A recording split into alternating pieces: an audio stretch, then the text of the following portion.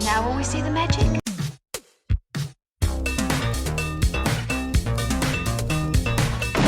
All right, where's Murray? Okay, who is it? This is Jesus, kid. Know then that it is the year 10,191. Yes, we are bored. We're all bored now. Hi, good night. Good night. Hello, and welcome to Mary vs. the Movies with your host, Mary Jones. And Dennis Ling. And maybe that gravelly voice is appropriate. I don't know. We are taking actually a listener request. People send us letters sometimes, and I try to respond, and I'm getting better about it now that I have a new laptop. But we got a request for a film called The Beast or Beasts of War. And I've never heard of this film. And they said, hey, this is a really cool film. You should check it out. And I thought, yeah, that sounds like a good idea. So the movie we're going to watch is called The Beast or Beasts of War. It's got like two different titles. I'm kind of curious about this film because I don't really know anything about it, except I know that it is about the Soviet invasion of Afghanistan in 1980, 79? Yep. So it was made in the 80s. The Soviet invasion of Afghanistan, I don't know enough about it, to be honest, but I just know that the United States was just like, hey, you can't do that. And then decided to fund the Mujahideen, which means that we funded the Taliban, which means 9/11 was just like a boomerang on us. I mean, let's be honest. No. Ignore all that. Really? It was a success on our part. Look, man. Okay, is it what? Is it Rambo 4 or Rocky 4 where they honor the Mujahideen for I think that's Rocky 4. Is it Rocky 4? No, it's Rambo 4. It's got to be Rambo. It's got to be Rambo because Rocky 4 was crazy, but it wasn't that crazy. Say what you will about the Rocky movies. They're not that weird. The Rambo films. Well, Rocky 4. Okay, I don't look. know. Yeah, okay, I know. Rocky 4 has Paulie basically marrying a robot, but it's not that bad. Yeah. The Rambo movies, on the other hand, boy, they go real far afield. Especially from where they came from. Yeah. The first one that's a grounded movie. The first one, First Blood, is actually a great movie. Yeah. And then it goes real weird. And we're going to cover it because I've not really actually sat and watched anything but the first film. It goes off the tracks like the train in Fugitive. So Beasts of War. I don't really know anything about this. I just know it's about the Soviet invasion, and I feel like it's from the Russian perspective. I kind of like the idea of exploring that. I don't know who made this film. I don't know. I know that it's got to be in English, right? Because the only thing I know about this film is that it stars George Dzundza. Who is that? Right, exactly.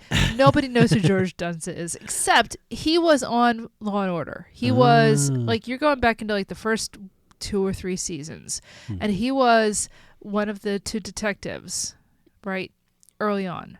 So back when, the guy who played Mr. Big on Sex and the City, right? Yeah. He was a detective on Law and Order. Chris Noth, that's his name, right? Putty. No, he's not Putty. Okay. Oh, yeah, never mind. Okay. Chris Noth. Yeah. He was on Law and Order, and his first partner before Jerry Orbach came on as Lenny Briscoe was George Dzundza. And Dzundza, he's done just different things here and there, but that's what I mostly know him for, is being one of the early detectives on Law and Order. So he's American. The Replaced. Well, everybody's been replaced on that show. Yeah. So, I mean, that's kind of all I know. So I assume this was made in English. I assume that the actors are American to some extent. But beyond that, I really don't know anything. I think the idea of exploring the Soviet war in Afghanistan is interesting, especially in light of the then American war in Afghanistan. And the war in Ukraine. Yeah, well, yeah. There's guys going through this now. Yeah, right, exactly. And, as one of these big countries that keeps invading small countries, it's like, what are we doing here? And you can build up your justifications all you want, but I don't know. I don't know what the actual perspective of this film is. Well, what's interesting to me is that so we know 1920. We know what war is then. Yeah. It's like they had this big dumb war. Everyone's like, what the hell was that? Yeah. And then in 1940-45, we have a proper war where there's good guys versus bad guys. Finally. It's the only time there's been like a good guys versus bad guys war. I mean, compared to everything else. Yeah. At least on our side, it seems that way. But I think the Second World War, you can pretty conclusively decide who's the good guy and who's the bad guy there. Yeah.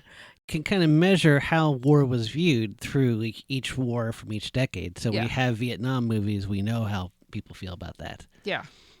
This is a decade that, America wasn't really in a war. I mean, a declared war. And so it's kind of an unexamined from our perspective.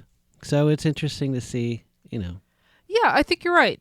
This is interesting because, again, we don't know who actually made this or, like anything like that. But, this is kind of under-examined, and it's something where I don't know what exactly the American involvement was as that war went on. Obviously, the whole, we funded the Taliban thing is yikes. But now you might have seen this film.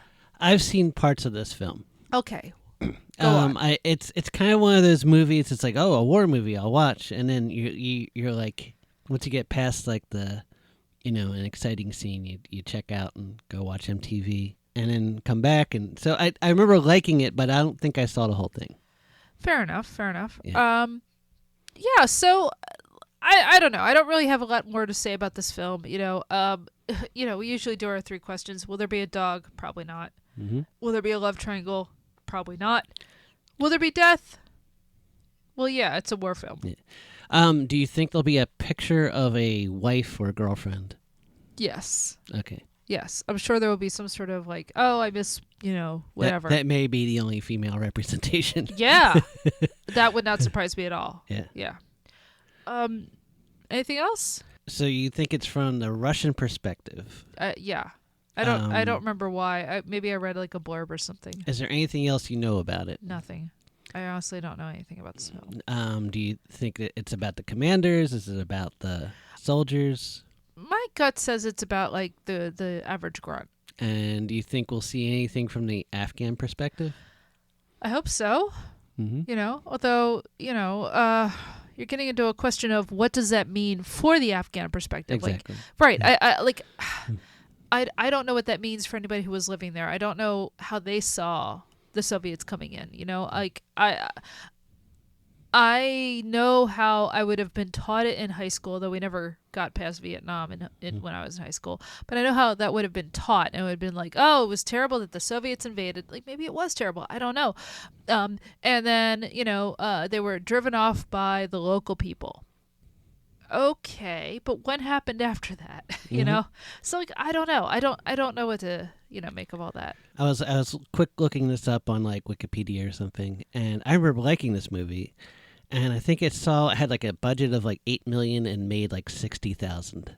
Oh God! So this is like nothing. Yeah. Yeah. This is well, that's probably why we haven't heard of it much. But that's very interesting. Yeah. That this is like a film that nobody saw. Mm-hmm. And I mean, that's not a huge budget, but yeah, that's really interesting. Okay. And this is, right, Reagan's America. Yep. Like we know what kind of movies were being put out then. Oh yeah. So. Yep. This is Rambo time. All right. So should we go watch the film? Yeah, sure.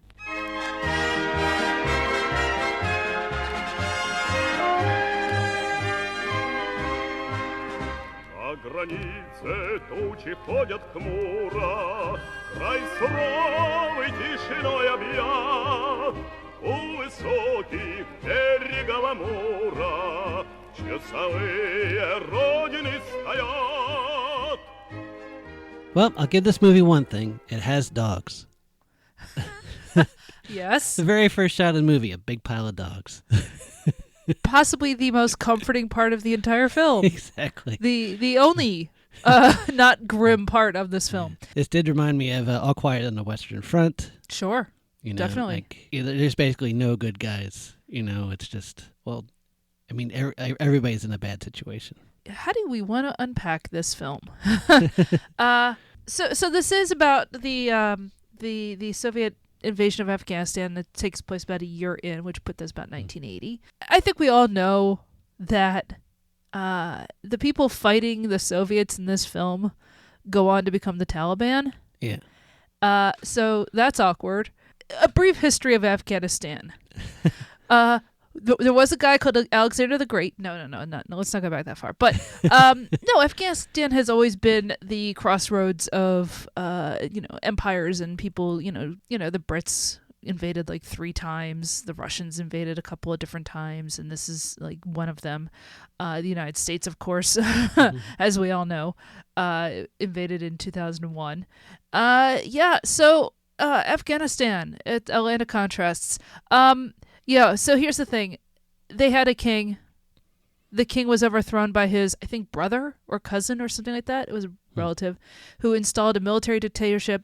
The military dictatorship was overthrown by local communists, and then the communists were overthrown by the Mujahideen. And then who overthrew them? I guess we did eventually, because they became the Taliban, and then they overthrew us. So, yeah. That's fun. It's one of these things where on the one hand, I am an anti-imperialist. On the other hand, I've lived around country bumpkins with extremely weird religious views. And so I've kind of been on, both sides of this issue in a way. I wouldn't want to live under the Taliban. I wouldn't want to be invaded by the Russians or Americans. On the other hand, it is a place that's been invaded for, 140 years now? Yeah. Oh, yeah. Just repeatedly invaded by the British, the Russians. Dennis, when I joked about Alexander the Great, that wasn't a joke. Yeah. You can go back to Alexander the Great. But it opens with a poem by Rudyard Kipling about Afghanistan, because back then they were going through the same thing. Yes. Yeah. So what do you think people should have thought when it came out in 1988?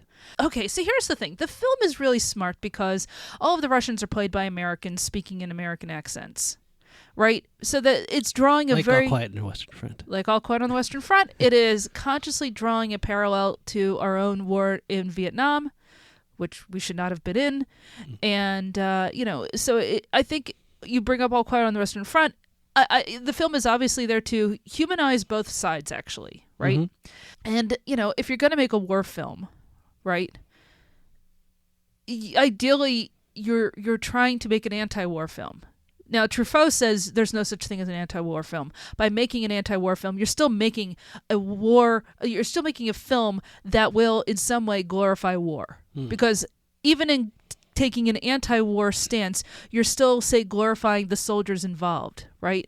Even if they are sick and they hate the war, you're still identifying with them. So how anti-war are you ever in a film, right? You're still depicting the soldier as heroic, even if they're turning against the war. That's a huge problem with a war film, right? I think that is like a problem with this film, if this film has a problem. But that's a problem with all war films, right? Again, I like that you bring up All Quiet on the Western Front, because it is one of the best anti-war films ever made, right? Yeah.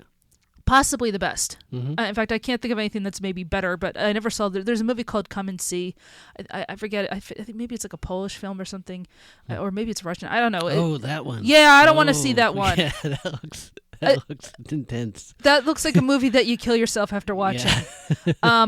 So I don't want to watch that movie. Yeah. Because that's just so grim. So let's just stick with All Quiet on the Western Front, right?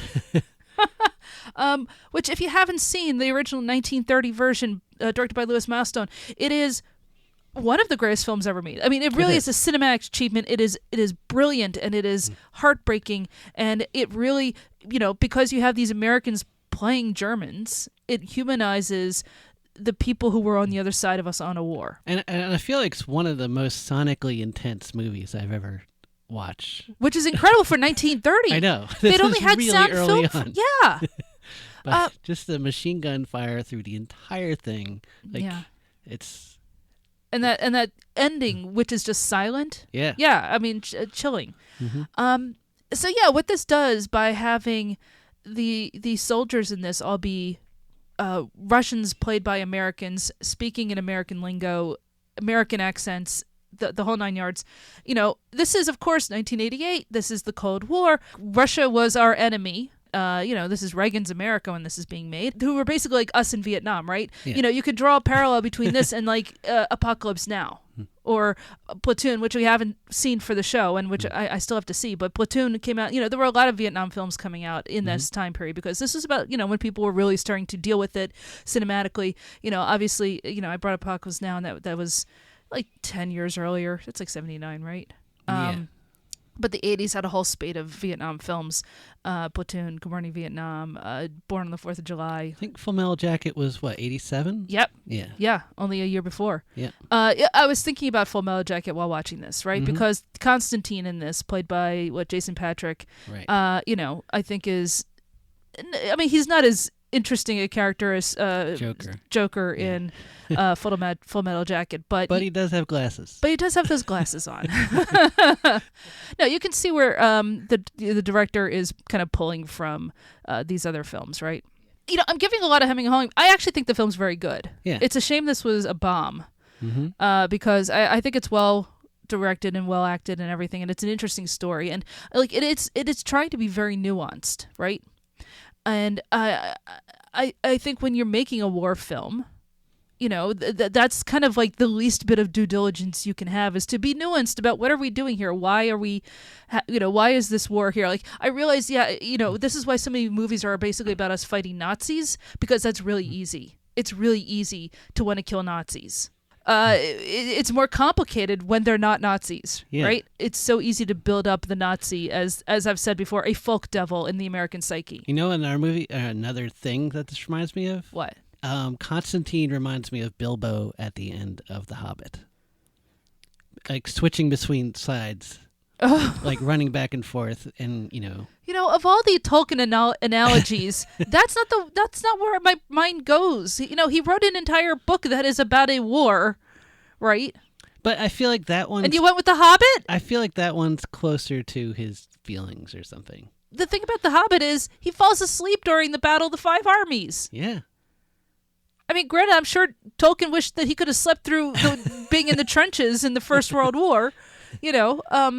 I just find it interesting that's where your brain went. I don't know. I just love that he, he leaves his friends to, try to stop a war. Yeah, no, you're right. You're right. So what happens in this is you've got this little tanker group. Actual tanks. I don't know how else you would call it. I've never been in the military. I don't know what things are called, but so there's this little tank division or whatever. 4 guys in a tank. Yeah. All right. 5 guys, actually, because they have their interpreter with them. Right. Samad.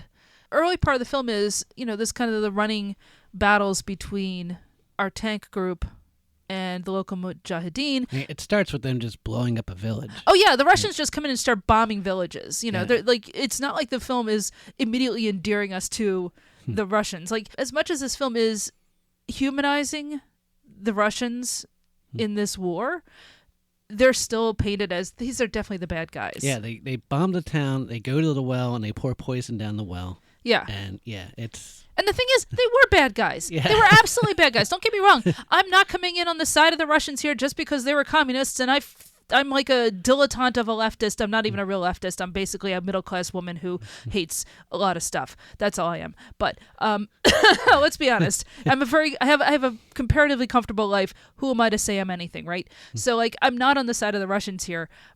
But at the same time, I know who these guys all become. The fact that the CIA were... I'm sorry, I keep going back to the politics of it because it's a Gordian goddamn knot. Yeah.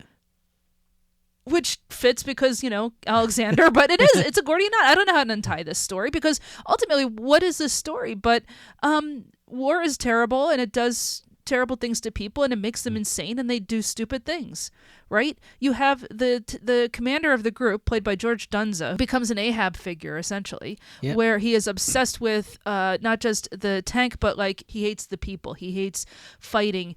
He hates the interpreter. He hates the interpreter, who is a very sympathetic guy. This interpreter who is with them, this guy Samad, all of the local Afghani people see him as a traitor because he is part of the Communist Party who was in charge of Afghanistan. And so, as far as he's concerned, the Soviets coming in is actually like, good, you're here to save us. His son is in Moscow. Right. He says, look, yes, I'm a Muslim, but I'm also a good communist. As far as I'm concerned, I can, reconcile the two. As far as this tank commander played by George Dzundza says, I don't care. You're a dirty Afghani. I'm going to kill you anyway. Yeah. So, partway through the film, he kills this guy.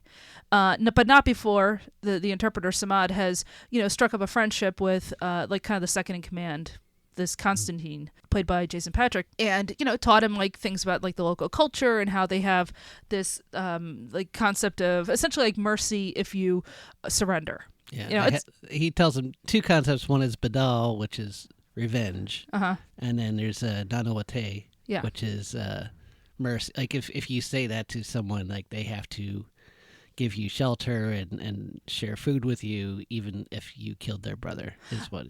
It's essentially like the Geneva Convention. Yeah. It's the same concept, right? If you surrender, you have to treat me as a prisoner with respect. Yeah, you can't red wedding them. No, you can't because then you don't have any honor, right? Yeah. And so, there is this idea that like, I will say this, there's a lot of this film is all built around the idea of honor and what's honorable, right? Mm. And I do wonder, like, there is this tendency in Western culture to see cultures that are different from ours as having honor codes. And honor codes are real, don't get me wrong. But there's this sort of idea that, well, because they're not as, advanced to us, they're still relying on these honor codes. But isn't that, like, better because at least they have an ethics, whereas we are without ethics? The whole idea of George Dzundza's character is that he doesn't actually have any ethics. Like, his entire experience is formed by having gone through the siege of Stalingrad as a kid and having to blow up Nazi tanks as, like, an 8-year-old, right? And to be fair, that messes you up. Yeah. and the film knows that, right? Mm-hmm. He has no sense of honor, no sense of mercy. He just has a sense of survival. Exactly. Yeah. And when things go bad, he feels like, okay, we got to drop the dead weight. Yeah. If my survival is at stake, I don't care, mercy goes out the window. Yeah. It's hard not to understand that as well, right? But the thing is that the whole reason that they're in this situation that they're in, which is they get separated from their tank column, is that he makes a wrong turn. Yeah. Right away. He makes a mistake, and he can't own up to that mistake through the rest of the film. And it's what kills him in the end, because he just keeps doubling down and doubling down. At least he realizes it at the end, though. Well, if by realizes it, you mean as the women are coming to kill him? Well, no, like when they're walking back to that crossroads, he realizes, oh, this is where it all happened. And that was my fault. Yes, exactly. Yeah, that the movie starts where it begins, at this crossroads in, out in the wilderness. Like we brought up Constantine, and he is, there's obviously parallels to Lawrence of Arabia. He essentially tries to go native. When Samad, the interpreter, is killed, he of course tries to mutiny against the Dzundza character because, this was not an honorable thing to do. There's no reason to kill the man. He is a danger to all of us. And the other two guys who are in the tank command say, look, we're not going to be involved. So because Constantine's been writing down everything that happens, including all the war crimes that they're committing, and he tries to mutiny, Dzundza has him tied to a rock to die. We're going to leave you here, and either you're just going to die from exposure, or this grenade that we put behind your head is going to blow up if you move your head. So it's up to you whether you die by suicide or wasting away. Eventually, women come along, and they try to stone him. After the dogs try to eat him. Yeah. And the women are stopped by the local militia. Can we talk about the role of women in this for a second? Sure. It's a misogynistic film. Yeah. And I say that not because, it's about the Taliban or, it's about the Russians, because the women in this are just seen as bloodthirsty. They don't have any honor. The whole point of the women in this film is they want to be soldiers. They're not allowed to be soldiers because they're women. And so they go around stealing weapons and stoning people every chance they get. And essentially, towards the end of the film, like, every chance they get to try to kill people, they will kill people because women have no self-control. They have no honor. They are no better than beasts in this film. I'm serious. That is the attitude that I get from this. That the militia are so horrified by their own women because they're not acting like women. They're kind of seen as a block. Like, they're not really seen as individual characters. Right. Yeah. And I think the film is like, it's understandable that you want to get revenge because the Russians keep killing your husbands and brothers and sons and whatnot.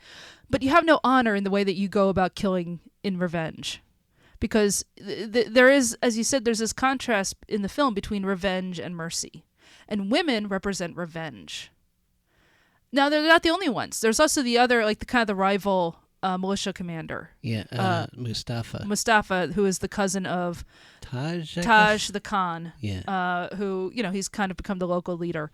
And so he's also seen as like a guy without honor, There's a lot in this film that's about honor, which is interesting because we don't live in an honor culture, right? The United States, and I don't know about, I can't speak for the rest of the West, but in the United States, it's a kind of, I got my nephew, there's no honor in this country. If you could figure out a way to screw a guy over, you're seen as smart. So we don't do honor. It's a real, oh, you're coming at me with a sword, I'll just shoot you. Right? Yeah. We're not an honorable country. We have movies about it. We do? What? Name an honorable American movie. Let's see. In the old days we did. We must have. What? We have some idea of it. Yeah, I guess Superman. Yeah, that's about it. He's from a different planet. No, I mean, I think Captain America. No, look, I think this is a very interesting film because it's in a way it's actually completely foreign to me, right? Ideas about honor. Not because I think I live my life without any honor, but I live in a country that doesn't believe in honor. It's based on an American play. I believe it's American.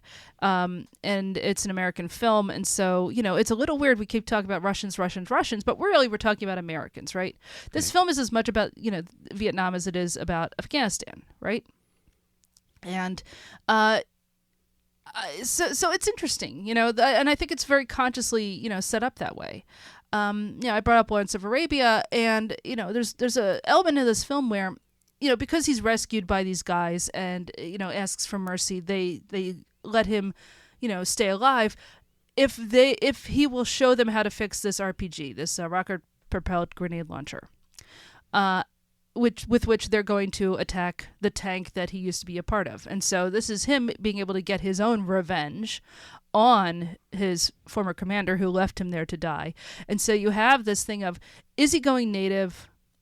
Because he had sympathy through this interpreter, and maybe he actually does see what he is there to do as restoring the rightful government of Afghanistan.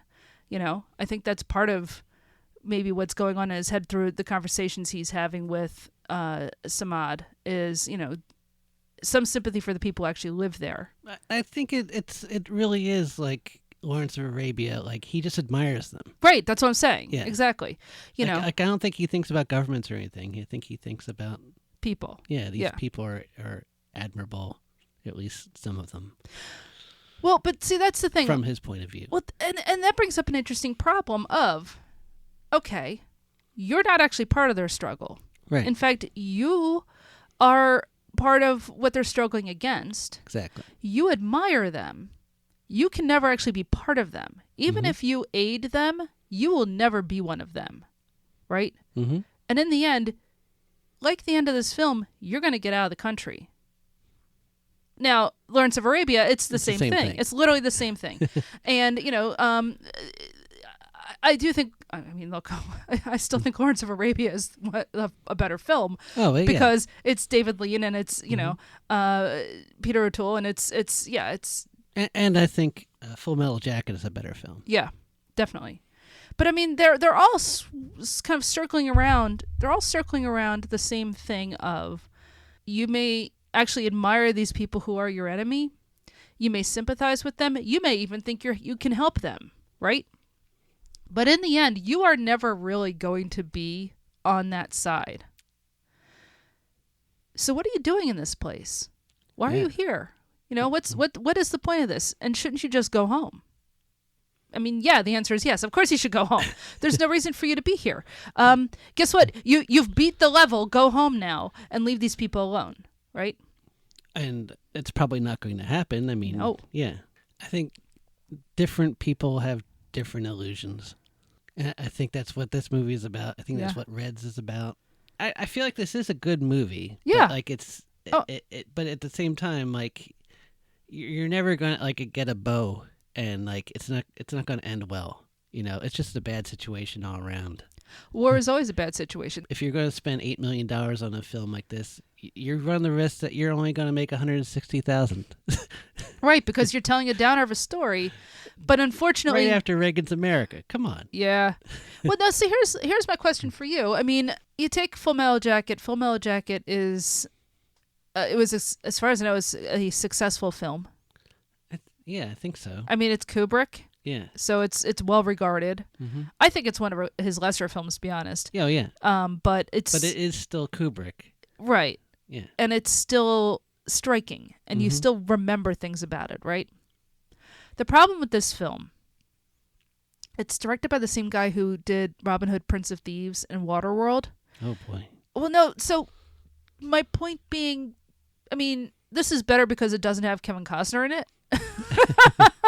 And I'm serious. Yeah. I think if Costner was in this, it would be even more. Oh God. I take that back. I liked Kevin Costner in the early '80s or mid '80s. Here's the thing. No, where I'm going with this is the problem with the pacing is a little slow. Yeah. I don't think it's a badly told film. I don't think it's a badly shot film. I don't think there's anything wrong with this film. I actually think it's worth seeing. I don't know. Like, there's just something kind of keeping it from being, oh, this is an unseen classic, right? The palette's a little plain. It's pretty much just tan and blue. We haven't really talked about the plot. There's, plot, it's, the tank is stuck in a cul-de-sac. Yeah, and he conspires with the militia to blow up the tank and get revenge. And he ends up actually pulling the trigger, but missing and only hitting the muzzle. Now, the question, of course, is, was that intentional or not? Did he intentionally miss and only hit the muzzle? Did he like chicken out at the last minute? Like, I think it's ambiguous. What do you think? Ambiguous. Yeah. So that he doesn't actually blow up the tank, and so the militia, first a bunch of rocks in a landslide fall, and it turns out it was the women who pushed the rocks, and then they set fire to the tank underneath and draw the men out. And George Dzundza is going to blow up everybody in the tank as sort of like a suicide mission, and the other two tankies stop him, because they don't want to die. Yeah. And so they get out of the tank, and the two other guys, they go walking off in the correct direction, to get back to the Russian, outposts or whatever. And instead, Dzundza realizes, as we said, he is at the place where he made the wrong turn to begin with, and the women catch up with him, and so he kind of like straightens up, straightens his collar, is just like, yep, all right, they're gonna kill me. And we don't see him die. We just see the women coming back to the militia with what's left of his uniform. And the women are beaten for having killed him because it wasn't honorable. At which point a Soviet copter shows up and picks up Konstantin and flies him away because he's just like, oh, you know what? I'm not really one of you guys. I'm going to go home now. I'm going to go back to Russia. Yep. So that's the film. What were you going to say? I was going to say that the film also in format reminds me of Fury Road. Oh. In that they spend the whole time going to one place and then end up having to turn around.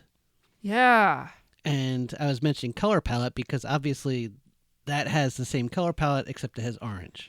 Yeah. And it's just a much more memorable film. Well, it is a much more memorable film. I mean, and yes, of course, it has the stunts and all that, but... I mean, it has the stunts, but it also has, I think, just better cinematography. Yeah. And, yeah, I mean, I don't know. It's not fair to compare this to a George Miller film. It's really not. But it is in the, I guess, this kind of genre of desert film. Yeah, absolutely. And, of which Star Wars is one, Dune is one. Yeah. It's Everything goes back to Lawrence of Arabia. Yep. Everything goes back to Lawrence of Arabia, whether you're talking about Star Wars or you're talking about Dune or you're talking about this or you're talking about Three Kings, the David O. Russell film. Look, it's so weird. We not to go off on a tangent, but we were in Disney World, a couple weeks ago, and they have the Star Wars land, whatever it's called, Galaxy's Edge, right? Yep. And there is a marketplace in Galaxy's Edge, and I'm walking through and I'm like, oh, that's right. Everything just comes from Lawrence of Arabia, doesn't it? Because this just looks like a Middle Eastern market, but with funny writing. Yeah. It's not in Arabic, but it's just imitating, North Africa. Mm-hmm. And it's kind of interesting to me, just like what influence Lawrence of Arabia has had on film. Yeah, like mostly Lawrence of Arabia, partly Casablanca. Oh yeah, definitely. Yeah, that's true. Yeah, there's a lot of Casablanca in Star Wars as well. You're absolutely right. Yeah. But again, that's North Africa. Mm-hmm. I think this is a good film. I do. If I sound like I'm kind of ragging or going off on a tangent, it's good, not great. It's good, not great. I'm comparing it to some of the great films. I mean, the fact that we brought up Lawrence of Arabia, that we brought up All Quiet on the Western Front, like these are Fury Road. Fury Road. No, seriously, don't laugh. Fury Road. These are kind of like some of the great films, and it's not in bad company. If even if we're comparing it to that, that's no bad thing. Though it does have the whole problem of Lawrence of Arabia of the white guy coming in, teaching these savages about nobility. Okay, but no, here's the thing. I don't think this film does that. Okay. I really don't. I think this film already shows them as noble. The so-called savages here are the ones teaching the Russians about nobility. Right. I like how it inverts that trope, actually. I like that, they're teaching Constantine. If this film has value beyond just being a decently made film, that inversion actually is really important. I think that's really good. That he's not a white savior. All he does is fix the right. gun. No, and I think it's important to bring that up because it is so easy for films to fall into that trope, right? Yeah. Look, this is a Western in a way. Instead of Afghanis, they could be, Indians. This is Dances with Wolves. How movies define Western is when they take things away. It's like the whole idea of a Western is to remove all of society and all that and just strip people down to like who they are or something. I don't think that's every Western. But I feel like it's a kind of Western. It is. Yeah, you're right. Yeah. Absolutely. But and in this case, it's the tank separated from the other tanks. Yeah, true. It is like a lone gunslinger going through and trying to live by its code. This is a more interesting film than I actually thought it was going to be. Not because I didn't think it would. No, it's not like I didn't think it would be interesting. I mean, I'm like, oh, okay, Soviet invasion of Afghanistan. I wonder how that's going to treat the story. And I find it interesting because it does go for nuance. It would be very easy for an American film to take the side of the Afghani people here. And, because we were promoting the Mujahideen, right? Yeah, it would make sense at this time. And the film doesn't do that insofar as it casts all of the Russians as Americans. They are Americans in this film. Yeah. I do think the film is really smart for doing it the way it does. It even humanizes the tank commander. Yeah. Oh, no, that story about being in Stalingrad and having to kill Nazis when you're 8 years old, I think it's great that's in there. That has to be in there. Yeah. Again, as you say, it humanizes him. Mm-hmm.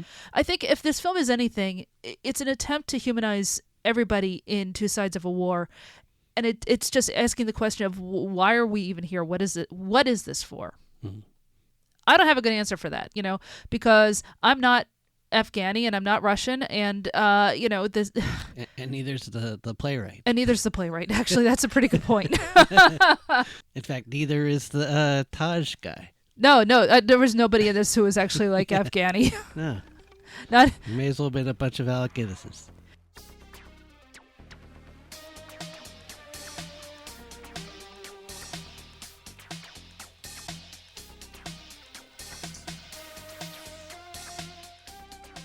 So that was The Beast of War, or The Beast, starring Jason Patric, George Dzundza, Stephen Bauer, Stephen Baldwin, Erick, Avari, Chaim Jarafi, Don Harvey, and Kabir Bedi. Written by William Mastrosimone, based on his play, and directed by Kevin Reynolds, who, as I said, was also the director. Is he still alive? He's still alive. Is also the director of Waterworld and Robin Hood, Prince of Thieves, and The Count of Monte Cristo, which, again, it's not like it's a bad film, but man, that it needed an editor. I saw that once as on like a blind date I went on once, and yeah, it was all right. Obviously, it didn't take because here we are instead. So, all right. I'm glad I didn't choose that one. All right, so anyway, you can follow us on social media. We are Mary VS Movies on all your major platforms, although I'm rethinking some of those platforms, but here we are. I know. But yeah, if you're looking for us, and if you're on a platform and we're not there and you think we should be, let me know. I mean, we're on TikTok, we're on Instagram, we're on Blue Sky, we're on Mastodon. On Tumblr, we're Mary versus the Movies, but I haven't updated it in a long time because my app stopped working, and I'm really annoyed by that. So, yeah, let's see. As I said, we're on TikTok. We sometimes do videos either with our mascot Reggie, or Dennis sometimes makes cartoons, although it's been a while just because of work. Making a cartoon takes a long time. It does. But yeah, so follow us on social media, Mary VS Movies. Let's see, we're on all of your major platforms where you can rate and review the show. We would really appreciate it if you did. We are on Apple Podcasts where you can rate and review us. We are on Spotify where you can rate and review us. I know. Spotify is also evil. We're on YouTube. Google is also evil. I'm sorry, everything sucks now. But you know what? Here we are. I already gave this speech in the last episode about how everything is sucks and is run by Nazis. I don't know what to do anymore, Dennis. We keep getting back there. I know. What's the next movie? The next movie is called Wish You Were Here, and I believe it's just it's a domestic drama in the UK. All right. It's made by the guy who made Mona Lisa, so that's good. Okay. Let's see what else. Doesn't sound too Nazi-ish. No, God, I hope not. I mean, it is Thatcher, but that's right. Yeah. Margaret Thatcher, yeah, same level. Anyway. No, okay, but seriously, yeah, you can also help support the show. We have a Patreon, patreon.com/MaryVSMovies, where once a month if you sign up, you can help support the show because, as you know, we have no ads. Why would you ever advertise on this? We are not on a network. We are just doing this ourselves, and it costs money to make. I have to pay off this laptop that I had to buy a new laptop because I broke my last one not in a fit of rage, but a fit of seltzer. Point is, Mary VS Movies on Patreon, and you can get access to our other show, Hollywood Avalon, where we watch Arthurian movies. Let's see, recently we did Excalibur. We've done Army of Darkness. We've done 2006's King Arthur, which is not a good movie. We did Transformers: The Last Night. We did Indiana Jones: The Last Crusade. We just did a TV show from the 1950s called The Adventures of Sir Lancelot, which turns out is pretty good, and you can watch it on Tubi. Bugs Bunny cartoons, we've covered those. So it's anything that's vaguely Arthurian, right? French softcore erotica, called, Morgan and Her Sex Fiends or something. It's a fun show. If you like what we do here and you want to hear us talk about like King Arthur and the Middle Ages or, other kind of weird stuff, sign up at the Patreon and you will be helping to support the show for $3 a month. All right. Next week, we are watching another listener request, a film called Wish You Were Here. It's got to be probably a bit happier than this. I know. Well, it's a British film. It's made by the guy who made Mona Lisa. So I don't know. Maybe that'll be good. Yeah. I liked Mona Lisa a lot. Do you know who's in it? No, I have no idea who's in it. Me neither. I've never seen it. I've never heard of this film. I don't know if it has anything to do with Pink Floyd. Yeah, I know. But that is going to be our next film. All right. So until next time. Yeah, I'll Kaboom Tank.